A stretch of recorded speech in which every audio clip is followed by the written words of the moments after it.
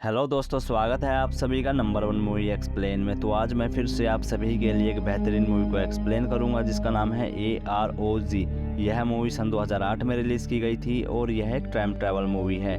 तो इस कहानी की शुरुआत होती है स्थानपुर से, जहां हमें एक आरिफ नाम के आदमी को दिखाया जाता है जो कि अपनी फैमिली के साथ बहुत खुश है। एक दिन उसका पुराना दोस्त लोगर उसके पास आता है। वो आरिफ से कहता है कि मैंने अपने आसपास बहुत अजीब चीज़ देखी है, वो चीज़ मैं तुम्हें भी दिखाना चाहता हूँ। इसके बाद आरिफ और लोगर का असिस्टेंट उस जगह को आरिफ को दिखाने के लिए वहाँ से निकल पड़ते हैं, लेकिन ये इसकी चाल होती है। लोगर और उसका असिस्टेंट आरिफ को पकड़कर उसके हाथ पैर एक मशीन के साथ बांध देते हैं जो कि एक टाइम मशीन है। लोगर आरिफ की पत्नी को बहुत ज़्यादा पसंद करता है, इसलिए उसने यह चाल चली होती है। इसके बाद लोगर एक मशीन के ऊपर लेटकर अपना पूरा चेहरा बदल देता है। लोगर अब पूरी तरह से आरिफ में बदल चुका था, अब उसको पहचानना लगभग मुश्किल था। लोगर आरिफ से कहता है कि मैं इस नए रूप में हूँ जो कि तुम्हारा है। मैं तुम्हारी पत्नी से मिलूंगा और वो मेरी हो जाएगी। ये सुनकर आरिफ को बहुत ज़्यादा गुस्सा आता है और वो ज़ोर ज़ोर से चिल्लाता है, लेकिन अब लोगर टाइम मशीन को शुरू कर देता है। लोगर आरिफ को प्रेजेंट समय से 10 लाख साल पीछे भेज देता है। आरिफ जब उस समय में पहुंचता है तो वो समय डायनासोर का युग है। यहाँ चारों तरफ खतरा होता है। आरिफ इस जगह पर पूरी तरह से अकेला है।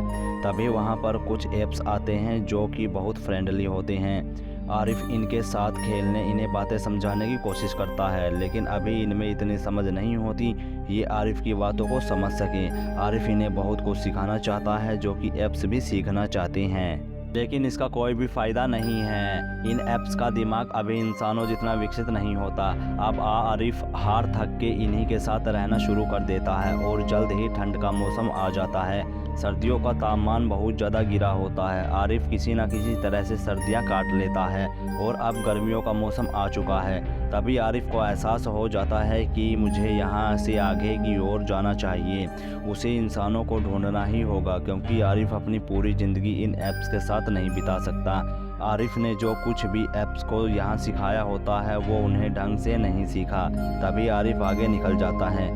अचानक आरिफ के सामने एक डायनासोर आ जाता है जो कि हमला करने की कोशिश करता है, लेकिन आरिफ उसी समय देखता है कि यह तो एक फीमेल डायनासोर है जो कि अपने अंडों की रक्षा कर रही है। आरिफ तभी अपने एक्सप्रेशन से उस फीमेल डायनासोर को समझा देता है कि मैं तुम्हारे अंडों को नुकसान नहीं पहुंचाऊंगा। इसलिए ये फीमेल डायनासोर भी आरिफ के साथ फ्रेंडली बिहेव करती है और आरिफ को एक हनी बी का एक गोल शेल देती है जिसमें हनी बी का घर होता है। और जब वो इस हनी बी को लेकर जा रहा होता है तभी वो हनी बी उसका पीछा करना शुरू कर देती है। इसका साइज़ बहुत बड़ा है। वो इसलिए होता है कि यह वक्त बहुत पुराना है और इस वक्त में लगभग सभी का साइज़ बहुत बड़ा हुआ करता था। आरिफ अपनी जान को बचाने के लिए वहाँ से भागता है और वो एक पेड़ के पीछे छुपने में कामयाब भी हो जाता है, लेकिन हनी बी ने उसे पहले ही डंक मार दिया था, इसलिए वो अब धीरे धीरे बेहोश होने लगता है। उसी समय आरिफ अपने ऊपर 2 आदिवासियों को देखता है। इससे पहले आरिफ कुछ भी कह पाता, इसे वो बेहोश करके अपने साथ ले जाते हैं। आरिफ जब अपनी आंखें खोलता है तो वो खुद को एक गुफा में पाता है। वो अपने चारों तरफ बहुत सारे आदिवासियों को देखता है जो आरिफ से बहुत ज़्यादा डर रहे होते हैं, क्योंकि आरिफ की भाषा, उसका पहनावा और उसकी वेशभूषा इनसे काफ़ी अलग है। साथ ही ये आरिफ को मारने की तैयारियां भी कर रहे थे, लेकिन आरिफ इन लोगों की भाषा जानता है। आरिफ इनके सरदार को समझाता है कि मैं भविष्य से आया हूँ, मैं तुम जैसा ही एक इंसान हूँ। आरिफ अब इन सभी को कन्विंस कर लेता है, लेकिन तभी दूसरे कबीले का सरदार यहाँ आ जाता है। इस सरदार का नाम कारगा है। कारगा सरदार बहुत शक्तिशाली है। कारगा हमेशा इस कबीले के साथ ज्यादती करता है, यहाँ के लोगों को पकड़कर ले जाता है और उन्हें मारता भी है। साथ ही इन लोगों के सामान को छीन लेता है। कारगा अब यहाँ पर अपने लोगों के साथ इसलिए आया है कि वो इस कबीले के 3 सबसे ताकतवर इंसान को अपने साथ ले जा सके। कारगा उन 3 लोगों में आरिफ को भी चुन लेता है। हालांकि आरिफ यहाँ से नहीं जाना चाहता, लेकिन कारगा आरिफ को बेहोश करके अपने साथ ले जाता है। जब कारगा का कबीला अपने कबीले की तरफ जा रहा था तभी कारगा का एक आदमी एक पत्थर से टकराकर वो नीचे गिर जाता है, जिससे कि उसका हाथ टूट जाता है। इस पुराने समय में मेडिकल साइंस बिल्कुल जीरो थी। कारगा और उसके सभी साथी ये समझते हैं कि उनका ये आदमी मर गया है। वो उसे पत्थर के नीचे दफनाने लगते हैं। उसी समय आरिफ, जो कि अब होश में आ चुका था, वो ये सब देख लेता है। वो कारगा और उनके साथी को समझाता है कि इसका सिर्फ हाथ टूटा है, ना कि ये मरा है। आरिफ अब उसके हाथ को फिक्स कर देता है, जिससे उसे अच्छा महसूस होता है। इस आदमी का नाम टेसू है और अब टेसू कहीं ना कहीं आरिफ को अपना दोस्त समझने लगता है। कहानी में आगे ये सभी अपने कबीले में पहुंच जाते हैं जहां पर ये रहते हैं। यहाँ पर एक और आदमी होता है जिसका नाम कावलिया है। कावलिया का ही यहाँ पर राज चलता है, जो कि कारगा का रिश्तेदार भी होता है। आरिफ ने जिस आदमी के हाथ को फिक्स किया था वो कावलिया का बेटा होता है, जिसका नाम टेशु है। कावलिया अपने बेटे टेशु को बुलाता है और उसे एक मुखौटा दिखाता है और कहता है कि ये मुखौटा तुम्हारे कमरे में मिला था। टेशु कहता है कि ये इसको मैंने बनाया है। यह सुनकर कावलिया को बहुत बुरा लगता है, क्योंकि कावलिया यह चाहता है कि टेसु एक बहुत बड़ा योद्धा बने, लेकिन दूसरी तरफ टेसु को आर्ट में रुचि होती है। कावलिया अपने बेटे टेसु को बताता है कि आज से बहुत समय पहले मेरे पिता ने आसमान से कोई चीज़ उतरते हुई देखी थी। जब वो उस चीज़ के पास गए तो उसमें से कुछ आदमी बाहर आए, जिन्होंने मेरे पिता को एक फुटबॉल दी, और जब वो लोग वापस जा रहे थे तब मेरे पिता उन्हें अलविदा कहने के लिए उनके पास गए, जिसकी गर्मी से जलकर उनकी मृत्यु हो गई। इसीलिए मुझे हर एक नई चीज़ और नए आविष्कार से नफरत है। और साथ ही कावलिया को अभी भी ये लगता है कि उसके पिता स्वर्ग में हैं। इसलिए कावलिया ने एक बहुत बड़े टावर को बनवाया होता है, जो कि आसमान की गहराइयों में जा रहा होता है। कावलिया का मानना ये होता है कि अगर कोई भी इंसान इस टावर के ऊपर जाए और उसके पिता को बुलाए तो कावलिया के पिता जिंदा हो जाएंगे। इसीलिए वो आरिफ और दो आदमियों को उस कबीले से यहाँ लाया है, क्योंकि कावलिया चाहता है कि कोई उन तीनों आदमियों में से एक टावर पर चढ़े। तभी आरिफ कावलिया से कहता है कि मैं इस टावर पर जाऊंगा। जल्द ही आरिफ इस टावर पर चढ़ना शुरू कर देता है, और जब वह टावर के ऊपर वाले हिस्से पर पहुंचता है तो वहां पर पहले से एक आदमी मौजूद होता है, जिसे आरिफ देखकर हैरान हो जाता है। आरिफ को यह लगता है कि ये कावलिया का पिता है। ये वो आदमी होता है जिसे कावलिया ने आरिफ से पहले भेजा था। ये आदमी आरिफ को देखकर नीचे गिर जाता है। आरिफ को उसी समय समझ में आ जाता है कि यह एक तरह का भ्रम है। तभी आरिफ इस टावर से नीचे आ जाता है और सभी आरिफ को देखकर बहुत खुश होते हैं, क्योंकि आज तक कोई भी इंसान ऊपर जाने के बाद नीचे नहीं आया। आरिफ ही वो पहला इंसान होता है जो नीचे आया है। और आरिफ के पास अब कावलिया आता है, जो पूछता है कि क्या मेरे पिता ऊपर थे या नहीं। वो कहता है कि नहीं। कावलिया को लगता है कि टावर अभी भी छोटा है, उसे टावर को और भी ऊंचा बनाना होगा।